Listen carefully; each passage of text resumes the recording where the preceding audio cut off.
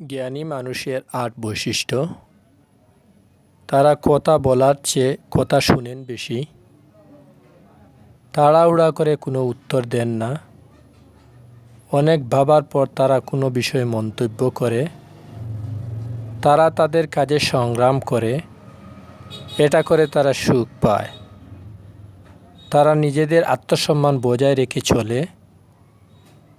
তারা খুশি অন্তরে শান্তি অনুভব করে যখন নীরবে থাকে। কৌতূহলপূর্ণ মানুষের সংগ্রহ তারা পছন্দ করে। তারা নিরহংকারী হয়। অন্যের খারাপ দেখে খারাপ অনুভব করে না। অন্যের ভুল দেখার চেয়ে নিজেদের ভুলগুলো ঠিক করার প্রতি বেশি মনোযোগী হয়। আত্মসফলতার চেয়ে সামগ্রিক বা দলগত সফলতা তাদের কাছে বেশি মূল্যবান।